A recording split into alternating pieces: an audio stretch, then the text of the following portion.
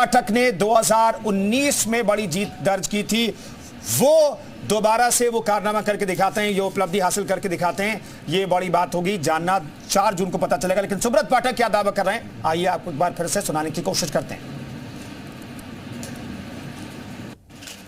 नहीं, ये जनता का आशीर्वाद मुझे मिला था और चूंकि ये लड़ाई कन्नौज बनाम बाहरी की है और मैं कन्नौज से हूँ। अखिलेश यादव तो कन्नौज अपना गढ़ मानते हैं, उनका गढ़ है कन्नौज, मेरा घर है भैया।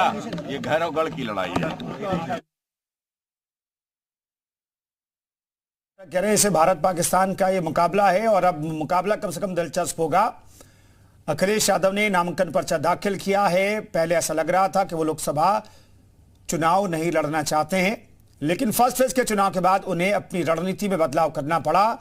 करीब 3 दिन पहले ही तेज प्रताप यादव के नाम को फाइनल उन्हीं की टीम ने किया, समाजवादी पार्टी के आलाकमान ने किया, अखिलेश यादव ने किया। लेकिन 3 दिन के बाद उन्होंने खुद नामांकन पर्चा दाखिल कर दिया है। विशाल हमारे साथ मौजूद हैं, हमारे सहयोगी।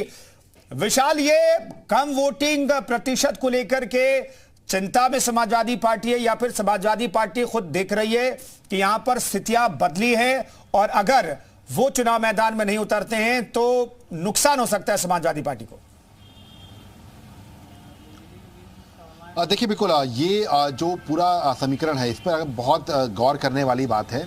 जैसा कि ये देखिए, कन्नौज का जो इतिहास रहा है, मुलायम सिंह यादव यहाँ पर रहे, अखिलेश यादव जो है यहाँ से प्रतिनिधित्व करते रहे, डिम्पल यादव यहाँ पर आई। 2019 में जरूर मोदी लहर में डिम्पल यादव चुनाव हार गई थी, लेकिन आपको बता दें कि यहाँ पर 2014 में जब डिम्पल यादव चुनाव लड़ी तो जीती थी। उस वक्त भी उत्तर प्रदेश की अगर हम बात करते हैं तो वहाँ पर उत्तर प्रदेश में बीजेपी ने एक प्रचंड जीत जो है लोकसभा में पाई थी। लेकिन अब चूंकि स्थितियाँ थोड़ा सा विपरीत दिखाई पड़ रही और इसीलिए सपा को ये लगता है कि कन्नौज से अगर अखिलेश यादव चुनाव लड़ते हैं तो वहाँ से फर्क डालेंगे अगल बगल की सीटों को भी। देखिए, मैनपुरी से डिम्पल चुनाव लड़ रही हैं, सपा की सेफ सीटों में मानी जाती है, जयवीर सिंह के सामने है। लेकिन हम अगर बदायूं की तरफ चले जाते हैं तो बदायूं में शिवपाल यादव ना लड़के अपने बेटे आदित्य यादव को चुनाव लड़ा रहे हैं। पहला चुनाव है आदित्य यादव का, तो ऐसे में कितना फर्क डाल पाएंगे ये कहना थोड़ा मुश्किल होता है। फिरोजाबाद चले जाते हैं, वहाँ पर अक्षय यादव हैं। अक्षय यादव जरूर सांसद बन चुके हैं एक बार, लेकिन जो है पिछली बार हार गए थे। तो ऐसे में इस बार क्या कुछ समीकरण रहेगा, इस पर जो है अखिलेश यादव का कन्नौज चुनाव लड़ने का असर डलेगा।